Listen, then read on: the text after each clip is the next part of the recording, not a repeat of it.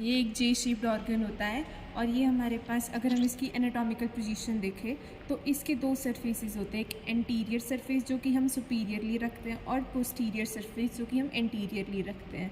और इसके दो एंड्स होते हैं, जो हमारे पास अपर एंड होता है वो लेफ़्ट साइड पे आता है और जो लोअर एंड होता है वो राइट साइड पे आता है।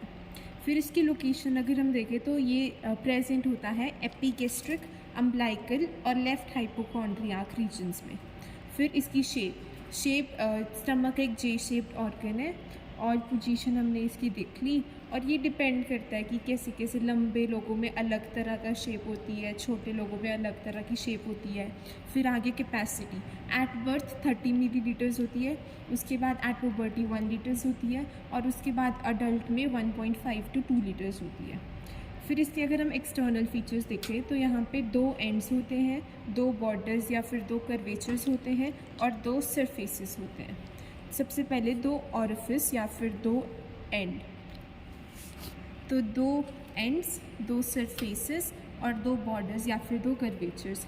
ऑरिफिस की अगर हम बात करें तो एक होता है हमारे पास कार्डिक ऑरिफिस, दूसरा होता है हमारे पास पाइलोरिक ऑरिफिस। कार्डिक ऑरिफिस जो होता है वो प्रेजेंट होता है behind the left 7th costal cartilage और ये मतलब स्टर्नम के जो जंक्शन होता है उससे 2.5 सेंटीमीटर लैटरली प्रेजेंट होता है at the level of T11 vertebra. इसमें डिफरेंस ये होता है, हम इसको फील कर सकते हैं। जो पाइलोरिक है यहाँ पे एनाटॉमिकल स्फिंक्टर प्रेजेंट होता है और जो कार्डिक वाला है वो फिजियोलॉजिकल स्फिंक्टर है, तो हम उसको फील नहीं कर सकते। तो इसके अकॉर्डिंग हम इसको डिफ्रेंशिएट करते हैं। फिर इसके दो कर्वेचर्स आते हैं, लेसर कर्वेचर और ग्रेटर कर्वेचर। जो लेसर कर्वेचर होता है उसमें एक नॉच प्रेजेंट होता है, उसको बोलते हैं हम एंगुलर नॉच और इंसिसिवा एंगुलरिस। और जो हमारे पास ग्रेटर कर्वेचर होता है वो कॉन्वेक्स होता है और जो लेसर कर्वेचर होता है वो कॉनकेव होता है। ग्रेटर कर्वेचर पे अगर हम देखें तो एक हमारे पास नॉच प्रेजेंट होता है जिसको हम बोलते हैं कार्डियक नॉच, जो ईसोफेगस को स्टमक से अलग करता है। फिर उसके बाद हमारे पास लिगामेंट्स प्रेजेंट होती है लेसर और ग्रेटर कर्वेचर पे। ग्रेटर कर्वेचर पे यहाँ पे आएगी गेस्ट्रोफ्रेनिक लिगामेंट, यहाँ पे आएगी गेस्ट्रोस्प्लेनिक लिगामेंट और यहाँ पे हमारे पास ग्रेटर ओमेंटम अटैच करता है। फिर यहाँ पे हमारे पास दो आती है, एक हिपैटोड्यूडेनल और दूसरी हिपैटोगैस्ट्रिक। जो लीवर को स्टमक के साथ जोड़ती है वो हिपैटो गैस्ट्रिक और जो ड्यूडिनम को लीवर के साथ जोड़ती है वो हिपैटोड्यूडिनल। फिर जो ग्रेटर कर्वेचर होता है वो अबाउट 5 टाइम्स लंबा होता है as compare to lesser curvature. फिर इसके दो सरफेसेस होते हैं, एंटीरियर सरफेस जो कि सुपीरियर होता है और पोस्टीरियर सरफेस जो कि इंफीरियर होता है। एंटीरियर वाले को हम एंटीरो सुपीरियर भी बोल देते हैं और पोस्टीरियर वाले को हम पोस्टीरो इन्फीरियर भी बोल देते हैं। फिर इसके दो पार्ट्स होते हैं स्टमक के, एक कार्डियक पार्ट होता है और एक पाइलोरिक पार्ट होता है। फिर जो कार्डियक पार्ट है उसको हम फर्दर दो पार्ट्स में डिवाइड करते हैं, एक फंडस और एक होता है हमारे पास बॉडी। और पाइलोरिक को भी हम दो पार्ट्स में डिवाइड करते हैं, एक पाइलोरिक एंट्रम और एक पाइलोरिक कैनाल। फिर जो हमारे पास ये आ गया, जो फंडस होता है वो सबसे ऊपर वाला पार्ट है और ये कॉन्वेक्स होता है, सबसे ऊपर वाला पार्ट, और ये कॉन्वेक्स होता है। इसमें मेनली गैस होती है। अगर हम इसको एक्सरे में देखें तो यहाँ पे एयर ही दिखती है, गैस। हाँ, और ये बॉडी होती है। बॉडी में हमारे पास इसको हम कितना भी डिस्टेंट कितना भी कर सकते हैं और इसमें हमारे पास 3 तरह के सेल्स होते हैं, एक म्यूकस सेल जो कि म्यूकस सिक्रीट करता है, एक पेप्टिक सेल जो कि पेप्सिनोजन को सिक्रीट करता है और एक ऑक्जेंटिक या फिर पैराइटल सेल जो कि HCl को सिक्रीट करता है। फिर आता है हमारे पास पाइलोरिक पार्ट। पाइलोरिक पार्ट को हम दो पार्ट्स में डिवाइड करते हैं, पाइलोरिक एंट्रम और पाइलोरिक कैनाल। फिर जो पाइलोरस पार्ट होता है उसमें म्यूकस सेल सबसे ज़्यादा होते हैं। फिर यहाँ पे हम इसको डिवाइड करते हैं, सल्कस इंटरमीडियस। हाँ, सल्कस इंटरमीडियस बोलते हैं। और ये अबाउट जो हमारे पास पाइलोरिक एंट्रम होता है वो 7.5 सेंटीमीटर लंबा होता है और इसमें सबसे ज़्यादा पाइलोरिक ग्लैंड्स प्रेजेंट होते हैं। फिर हमारे पास पाइलोरिक कैनाल आ गया जो कि 2.5 सेंटीमीटर लंबा होता है और नैरो होता है और फिर वो टर्मिनेट कर जाता है। और यहाँ पे एक और चीज़ थी, जो हमारे पास पाइलोरिक ऑरिफिस होता है उसको हम कैसे देखते हैं, तो वहाँ पे दो चीज़ होती है जो कि उसको दिखाती है, आइडेंटिफाई करने में हेल्प करती है। हाँ, एक तो होता है कि यहाँ पे नोड्यूल लाइक हमें फील हो जाएगा, नोड्यूल की तरह स्ट्रक्चर प्रेजेंट जब इसको टच करेंगे तो ये नोड्यूलर होता है, यहाँ से हार्ड होता है। और दूसरा यहाँ पे एंटीरियर पार्ट पे फ्रंट ऑफ द कंस्ट्रक्शन में हमारे पास एक वेन प्रेजेंट होती है जिसको हम बोलते हैं pre pyloric vein of the मायो।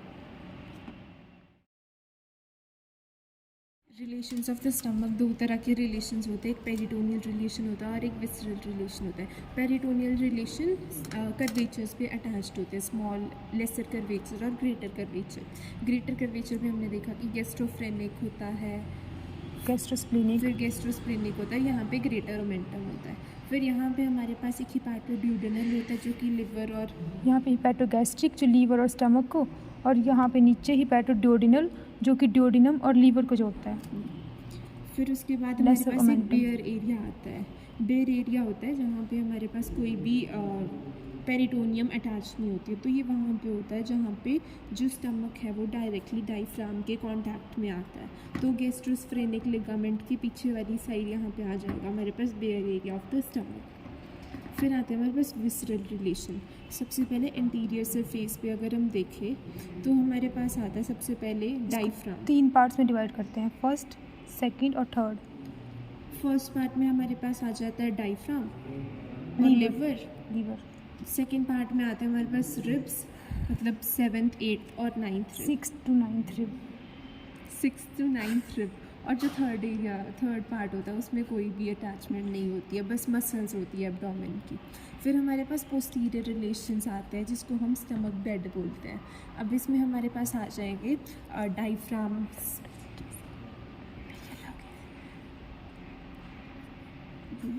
तो जो स्टमक बेड में डिफरेंट स्ट्रक्चर्स आते हैं उनको हम ऐसे मतलब बोलते हैं। तो फिर उसमें आता है एक निमोनिक डॉक्टर सुचा सिंह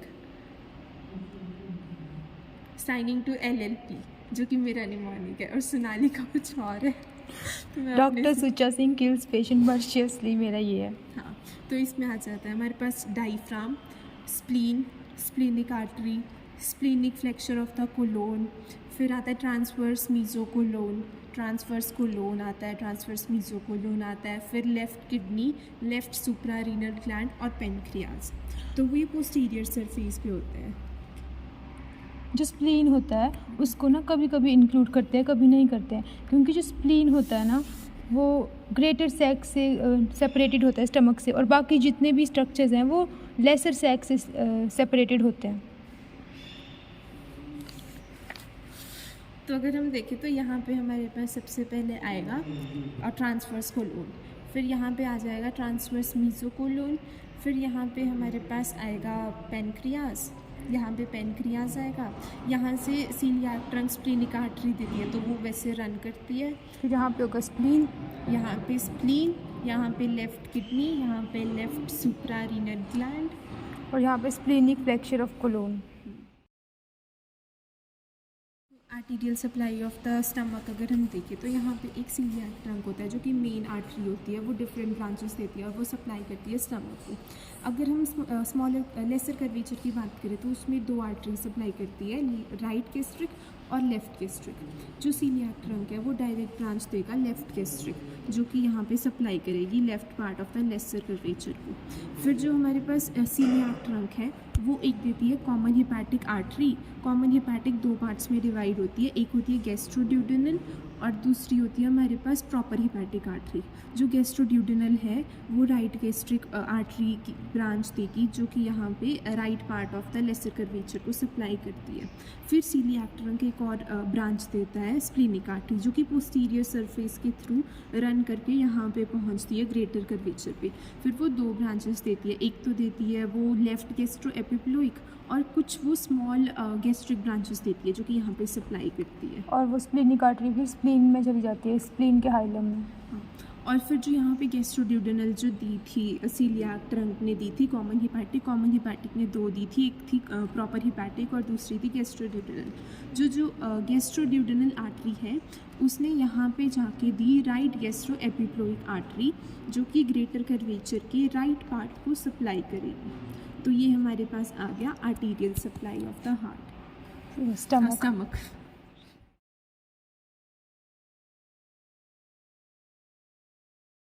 अब आते हैं nerve supply of the stomach. Stomach की नर्व सप्लाई स्टमक एक विसरल ऑर्गन है, तो इसको ऑटोनॉमिक नर्वस सिस्टम सप्लाई करता है। तो इसको सिंपैथेटिक सप्लाई होती है और पैरासिम्पैथेटिक सप्लाई होती है। सिंपैथेटिक सप्लाई इसको T6 to T10 सेगमेंट से आती है और वो सप्लाई इसको आती है by greater splanchnic nerves, coeliac and hepatic plexus. इसको GCH ऐसे लर्न कर सकते हैं। इसके बाद आती है पैरासिम्पैथेटिक सप्लाई। पैरासिम्पैथेटिक सप्लाई जो है वो वेगस से आती है। तो दो वेगस होती है, एंटीरियर वेगस और posterior vagus, anterior gastric nerve और पोस्टीरियर गैस्ट्रिक नर्व। जो एंटीरियर गैस्ट्रिक नर्व होती है उसमें मेनली लेफ्ट वेगस के फाइबर्स होते हैं और जो पोस्टीरियर गैस्ट्रिक नर्व होती है उसमें राइट वेगस के फाइबर्स होते हैं। अब उनका कोर्स, तो जो इंटीरियर गैस्ट्रिक है वो इंटीरियर सरफेस को मेनली सप्लाई करेगा। इसके ये ऐसे को रन करेगा, फिर इसके बाद ये सबसे पहले दे देगा एक हिपैटिक ब्रांच जो कि लिवर को सप्लाई करता है। उसके बाद ये देता है पाइलोरिक ब्रांच जो कि पाइलोरस पार्ट में चला जाता है और पाइलोरस पार्ट को सप्लाई करता है। उसके बाद ये देता है along the lesser curvature anterior nerve of Latarjet. तो ये सारी डिफरेंट स्मॉल ब्रांचेस देते हैं जो कि पूरे एंटीरियर सरफेस को सप्लाई करते हैं। फिर एक आती है हमारे पास पोस्टीरियर गैस्ट्रिक पोस्टीरियर सरफेस को सप्लाई करेगी। तो वो दो ब्रांचेस देती है, एक देती है सीलियाक ब्रांच या फिर सीलियाक गैंग्लिया और दूसरी देती है पोस्टीरियर नर्व ऑफ लेटरजेट जो कि पोस्टीरो इंफीरियर सरफेस को सप्लाई करती है। Now we will study the interior of the stomach. तो इंटीरियर ऑफ स्टमक में अगर हम देखें तो डिफरेंट फोल्ड्स प्रेजेंट होते हैं जो कि इरेगुलर फोल्ड्स होते हैं। इनको हम बोलते हैं र्यूके। ये सभी जगह इरेगुलर होंगे एक्सेप्ट द लेसर कर्वेचर जहाँ पे ये लॉन्गिट्यूडनल होते हैं। तो यहाँ पे मतलब डिस्टेंसिबिलिटी बहुत कम होती है। उसके बाद आता है हमारे पास गैस्ट्रिक पिट्स। तो यहाँ पे हमारे पास गैस्ट्रिक पिट्स प्रेजेंट होती है जो कि मतलब गैस्ट्रिक ग्लैंड्स जो होते हैं वो अपनी सिक्रेशंस यहाँ पे ओपन करती है गैस्ट्रिक पिट्स में। फिर आता है हमारे पास गैस्ट्रिक कैनाल। लेसर कर्वेचर के अराउंड होता है गैस्ट्रिक कैनाल जिसको हम बोलते हैं मिगेनस्ट्रासे। अब ये इसीलिए इम्पॉर्टेंट है क्योंकि यहाँ पे हमारे पास पेप्टिक अल्सर के चांस बहुत ज़्यादा होते हैं।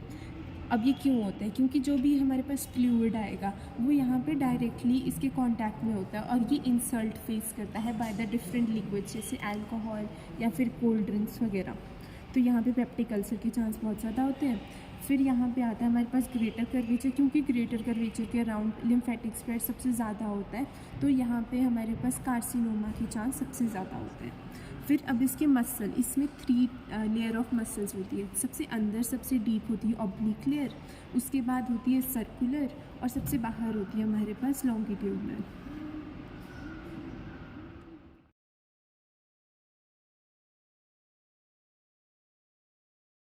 पेप्टिक अल्सर जो है वो ईसोफेगस और नीचे डुओडेनम में फील हो सकता है क्योंकि जैसे वो स्टमक का जो एसिड है अगर वो ऊपर आ जाएगा तो ईसोफेगस वाले रीजन में पेन होगी और अगर वो डुओडेनम में जाएगा तो उस रीजन में पेन होगी। और peptic ulcer O blood group वालों में ज़्यादा कॉमन होता है। फिर आता है गैस्ट्रिक अल्सर। गैस्ट्रिक अल्सर में ये जो है वो लेसर कर्वेचर पे होता है क्योंकि इसके ना कुछ रीजंस हैं। जैसे जो हमारा स्टमक है वो रूमिनेंट्स के गैस्ट्रिक ट्रफ के जैसा होमोलोगस होता है। फिर म्यूकोसा जो होती है वो यहाँ पे मूवेबल नहीं होती। ब्लड सप्लाई इस रीजन में कम होती है और एनास्टोमोसिस बहुत कम होती है, लेकिन इस रीजन में नर्व सप्लाई बहुत ज़्यादा होती है, इसलिए इस रीजन में पेन ज़्यादा होती है। देन जो गैस्ट्रिक कैनाल है यहाँ पे इंसल्ट लिक्विड से ज़्यादा होती है तो यहाँ से ज़्यादा चांसेस होते हैं कि इसकी म्यूकोसा जो है वो चली जाएगी यहाँ से। देन जो वेव ऑफ कॉन्ट्रैक्शन है वो यहाँ पे ज़्यादा लंबे समय तक रहती है क्योंकि इस साइज़ में छोटा होता है और इसके अलावा H. पाइलोरी की वजह से भी इन्फेक्शन हो सकता है। जो गैस्ट्रिक अल्सर्स हैं वो कॉमन होते हैं उन लोगों में जो हरी मोस्टली वरी और ईट स्पाइसी करी। और गैस्ट्रिक अल्सर जो हैं वो काफ़ी लंबे समय तक रहते हैं, हील नहीं होते। और अगर हमें करना है उनको हील जल्दी तो हम एंटासिड्स ले सकते हैं, वेगोटोमी कर सकते हैं और पार्शियल गैस्ट्रोक्टोमी भी कर सकते हैं। अब आता है हमारे पास gastric carcinoma. Gastric carcinoma is more common around the greater curvature.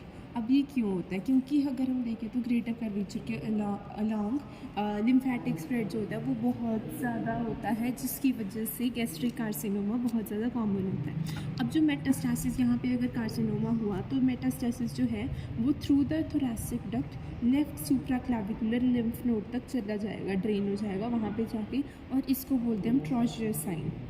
अब ये जो लिम्फ नोड्स होते हैं इसको हम सिग्नल नोड्स बोलते हैं और गैस्ट्रिक कार्सिनोमा ज़्यादा कॉमन होता है उन लोगों में जिनका ब्लड ग्रुप ए होता है। फिर आता है पाइलोरिक ऑब्स्ट्रक्शन। पाइलोरिक ऑब्स्ट्रक्शन जो होता है वो दो तरह का होता है, एक कंजेनाइटल और एक्वायर्ड। अब अगर ये होता है तो इसकी वजह से विजिबल पेरिस्टाल्सिस हमें दिखेगी इन द एपिगैस्ट्रिक रीजन, और जब भी हम खाना खाएंगे तो खाना खाने के बाद वॉमिटिंग होगी।